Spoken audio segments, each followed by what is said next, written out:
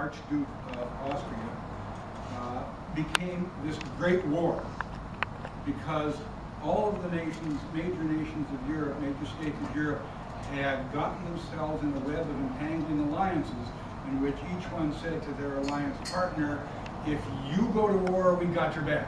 We're coming too. And so a minor conflict became the greatest of all wars up to the time.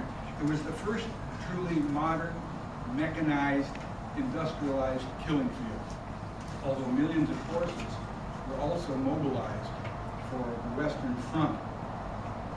So it began in August 1914, and in the beginning there was absolute certainty that it would be over quickly, before the leaves fall, as everyone said. In fact, one of the French men who was mobilized for the war, mobilization took place in several days, so you got day one, and neighbor got day two, and somebody else got to report to headquarters on day three, and so forth. And one of the men who was mobilized on day one said to his neighbor, who was slated to be mobilized on day three, well, you'll never get there, we'll be back by then. By Christmas, 1 million of them were dead. And the war had degenerated into a stalemate of mud-filled trenches that stretched from the English Channel all the way to the mountains of Switzerland. The war of attrition went on for 4 years. The Americans got into it in 1917 on Woodrow Wilson's rationale that it would be the war to end wars. Somewhere between 8 and 10 million men died.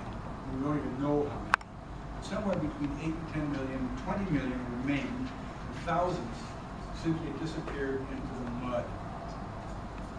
Exhaustion finally set in, and an armistice was declared at 11 a.m., November 11th, 1918, 99 years ago. And the diplomats so botched the treaties that the Second World War was the inevitable result. Along with Adolf Hitler, the Nazis, the Holocaust, other results included the end of imperial rule in Russia and the Communist Revolution and Stalin's gulags. Also the collapse of the Austro-Hungarian and German empires.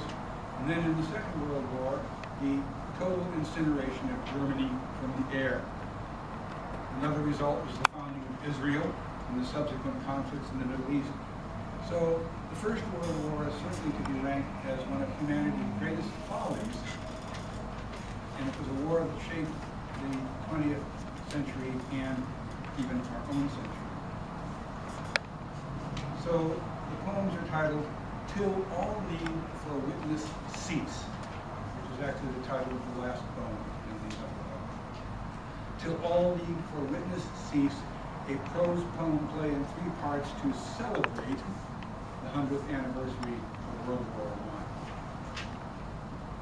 So, prologue, the first poem, titled It's All Planned. It was all planned out very carefully in advance. Scientifically, one could say. The generals knew, and the kings and the kaisers, but most folks missed those meetings in the war departments where the experts worked out the timetables for troop movements, right down to the minute, and the pre-planned mobilization plans for millions of men, who would report where and exactly when, and how many rifles would be issued, and how the cannons would get to the front, and how many coffins they'd need. And the common folk were probably drinking in the pubs when the diplomats met and drew up the entangling alliances so that one thing triggered another, an automatic cascade into total war. But it won't really happen, will it? Asked the kings and the kaisers. And the general said, not to worry, just making sure we're ready if it does. So it was all a big surprise.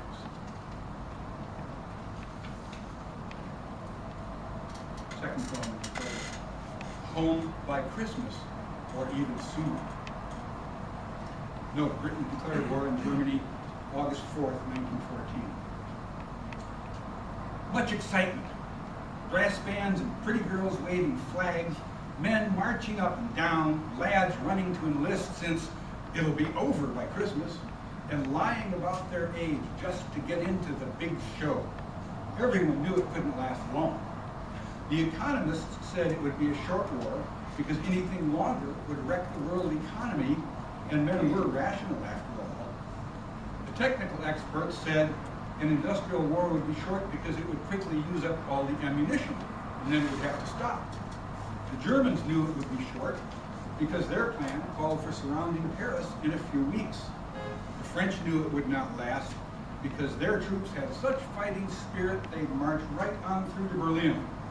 The British knew it would be over right away because they had the best navy.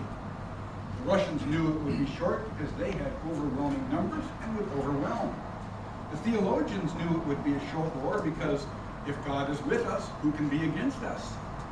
The Austro-Hungarian imperialists knew it would be a short war because their job was just to punish little Serbia, and how long could that take? God knows what the Turks knew, but I'm sure they didn't mention Christmas.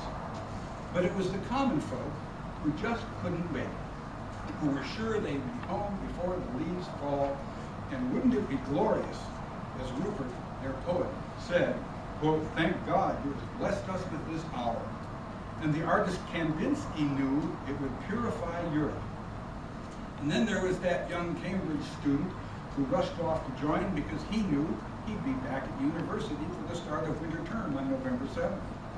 So they all rushed off to enlist and double take the hindmost, which he did, and then some.